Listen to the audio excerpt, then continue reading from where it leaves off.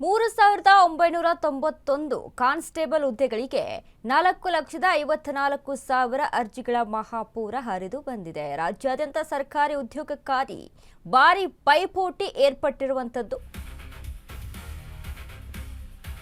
ಈಗಾಗಲೇ ಸರ್ಕಾರ ಕೆಲವೊಂದಿಷ್ಟು ಹುದ್ದೆಗಳಿಗೆ ನೇಮಕಾತಿಗಳನ್ನ ಆರಂಭಗೊಳಿಸ್ತಾ ಇದೆ. ಅರ್ಜಿಗಳನ್ನ ಕೂಡ ಸ್ಟಾರ್ಟ್ ಮಾಡಿಕೊಂಡಿದೆ. ಒಟ್ಟಾರೆಯಾಗಿ 3,991 ಕಾನ್ಸ್ಟೇಬಲ್ ಹುದ್ದೆಗಳಿಗೆ 4,54,000 PhD ಎಂಜಿನಿಯರ್ ಪದವೀಧರರಿಂದಲೂ ಕೂಡ ಅರ್ಜಿ. PUC ಅರ್ಹತೆ ಇದ್ದರೂ ಎಂಜಿನಿಯರ್ PhD ಅಭ್ಯರ್ಥಿಗಳು ಅರ್ಜಿಯನ್ನ ಸಲ್ಲಿಸಿದ್ದಾರೆ. ಸಾವಿರಾರು ಉನ್ನತ ವಿದ್ಯಾವಂತರಿಂದಲೂ ಕೂಡ ಅರ್ಜಿಗಳ ಸಲ್ಲಿಕೆ ಆಗಿದೆ. 7,925 ಕಾನ್ಸ್ಟೇಬಲ್ ಹುದ್ದೆಗಳ ನೇಮಕಾತಿ ಪ್ರಕ್ರಿಯೆ ಆರಂಭಗೊಂಡಿರುವಂಥದ್ದು. ಸಿವಿಲ್ ಕಾನ್ಸ್ಟೇಬಲ್ 3,991, ಇತರೆ ಪಡೆಗಳಲ್ಲಿ 3,934. ಒಟ್ಟು 3,991 ಹುದ್ದೆಗೆ ಲಕ್ಷಾಂತರ ಅಭ್ಯರ್ಥಿಗಳಿಂದ ಸ್ಪರ್ಧೆ ಏರ್ಪಟ್ಟಿದೆ. ಒಟ್ಟು 4,54,536ಕ್ಕೂ ಹೆಚ್ಚು ಅಭ್ಯರ್ಥಿಗಳಿಂದ ಅರ್ಜಿ ಸಲ್ಲಿಕೆಯಾಗಿದೆ. ಆಗಸ್ಟ್ 7ರಂದು ಸಿವಿಲ್ ಪೊಲೀಸ್ ಕಾನ್ಸ್ಟೇಬಲ್ ಲಿಖಿತ ಪರೀಕ್ಷೆ.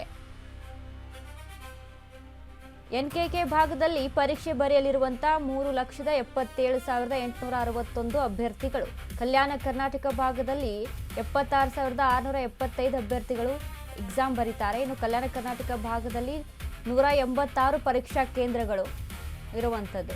ಸರ್ಕಾರಿ ಉದ್ಯೋಗದ ಆಸೆಗೆ ಉನ್ನತ ಶಿಕ್ಷಣ ಪಡೆದವರು ಕೂಡ ಕಣಕ್ಕೆ ಇಳಿದಿದ್ದಾರೆ.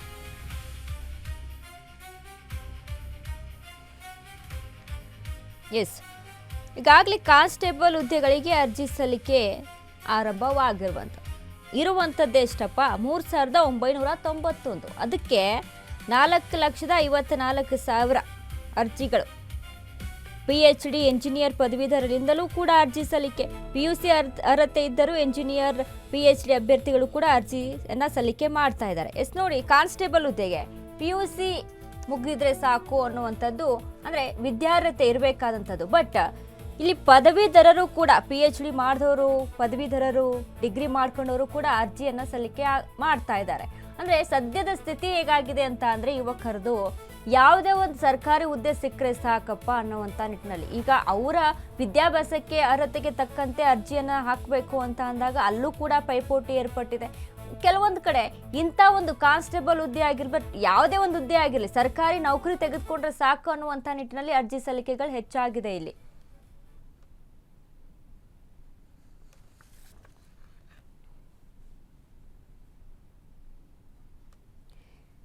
ಹಾಗಾಗಿ ಸಾಕಷ್ಟು ಯುವಕರ ಮಧ್ಯೆ ಪೈಪೋಟಿ ಕೂಡ ಏರ್ಪಟ್ಟಿರುವಂಥದ್ದು. ಈ ಬಗ್ಗೆ ಮತ್ತಷ್ಟು ಅಪ್ಡೇಟ್ಸ್ ಅನ್ನ ಕೊಡ್ತಾರೆ ನಮ್ಮ ಪ್ರತಿನಿಧಿ ಕೃಷ್ಣ, ನಮ್ಮ ಜೊತೆ ದೂರವಾಣಿ ಸಂಪರ್ಕದಲ್ಲಿದ್ದಾರೆ.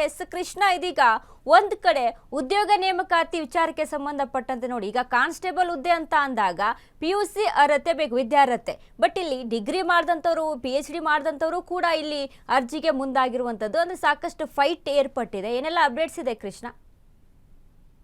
ಎಸ್ ವನಿತಾ, ಹೌದು. ಏನಂತಂದ್ರೆ ಈ ಪೊಲೀಸ್ ಹುದ್ದೆ ಏನಿದೆ 5 ವರ್ಷಗಳ ಕಾಲ ಅಂದ್ರೆ ಕಾಲ್ಫಾರ್ಮೇ ಆಗಿರ್ಲಿಲ್ಲ ಪೊಲೀಸ್ಗೆ. ಯಾವಾಗ ಬಿಜೆಪಿ ಸರ್ಕಾರದಲ್ಲಿ ಆವಾಗ ಪೊಲೀಸ್ ಕಾಲ್ಫಾರ್ಮ್ ಏನೋ ಮಾಡ್ತೀವಿ ಅಂತ ಭರವಸೆ ಕೊಟ್ಟಿದ್ರು. ಅದಾದ್ಮೇಲೆ ಈ ಅಭ್ಯರ್ಥಿಗಳು ಏನಿದ್ದಾರೆ, ಇವತ್ತಾಗುತ್ತೆ, ನಾಳೆ ಆಗುತ್ತೆ, ನಾಡಿದ್ದಾಗುತ್ತೆ ಅಂತ ಕಾಯ್ಕೊಂಡು ಕೂತಿದ್ರು ಪಕ್ಷಗಳಂತೆ. ಆದ್ರೆ ಕೊನೆಗೂ ಕಾಂಗ್ರೆಸ್ ಸರ್ಕಾರ ಏನಿದೆ ಒಂದು 7.5 ಅಂದ್ರೆ 8,000 ಕಾಲ್ಫಾರ್ಮ್ ಆಗಿದೆ ಹುದ್ದೆಗೆ. ಆದ್ರೆ ಒಂದ್ ಕಡೆ ಸಂತೋಷ ಪಡ್ಬೇಕು, ಇನ್ನೊಂದ್ ಕಡೆ ದುಃಖ ಆಗ್ಬೇಕು, ಅಥವಾ ಇನ್ನೊಂದ್ ವಿಚಾರ ಹೇಳ್ಬೇಕು ಗೊತ್ತಾಗ್ತಾ ಇಲ್ಲ. ಯಾಕಂತಂದ್ರೆ ಪೊಲೀಸ್ ಅಂದ್ರೆ PC ಹುದ್ದೆಗೆ ಅಂದ್ರೆ 7,000 ಹುದ್ದೆಗಳಿಗೆ 4.5 ಲಕ್ಷ ಜನ ಅಪ್ಲಿಕೇಶನ್ ಹಾಕಿದ್ದಾರೆ. ಇದು ಒಂದು ವಿಚಿತ್ರ ಅಂತೇನು ಹೇಳಕ್ ಆಗಲ್ಲ. ಯಾಕೆ ಗೊತ್ತಾ ವನಿತಾ, ಈ ಹಿಂದೆ ಒಂದು ಉದಾಹರಣೆ ಕೊಟ್ಟು ಹೇಳೋದಾದ್ರೆ, ಒಬ್ಬ ಇಂಜಿನಿಯರ್, ಸಾಫ್ಟ್ವೇರ್ ಇಂಜಿನಿಯರ್ ಒಂದು ಕುಕ್ಕಿಂಗ್ ಡಿಪಾರ್ಟ್ಮೆಂಟ್ ಗೆ ಅರ್ಜಿ ಹಾಕಿದ್ರು. ನೋಡಿ, ಎಲ್ಲಿ ಇಂಜಿನಿಯರ್ ಓದಿದಂತ ವ್ಯಕ್ತಿ ಕುಕ್ಕಿಂಗ್ ಡಿಪಾರ್ಟ್ಮೆಂಟ್ ಗೆ ಹಾಕಿದ್ದ.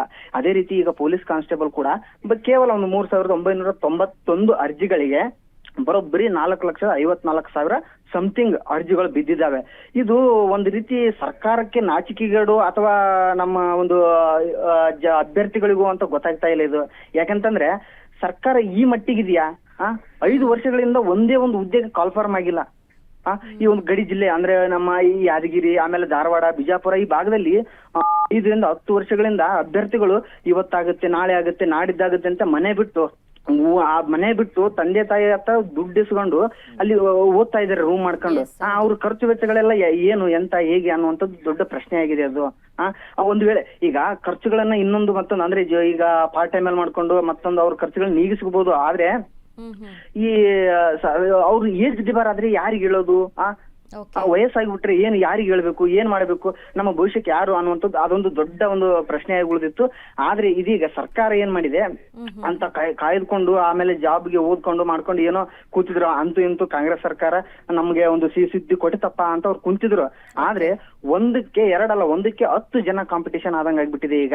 ಇದರಿಂದ ಅಭ್ಯರ್ಥಿಗಳು ಕೂಡ ಸಾಕಷ್ಟು ಒಂದು ಸಂಕಟ ಆಗಿದೆ ಅಂತ ಹೇಳ್ಬೋದು Anita. Yes, thank you Krishna ನಿಮ್ಮೆಲ್ಲ ಅಪ್ಡೇಟ್ಸ್ಗೆ.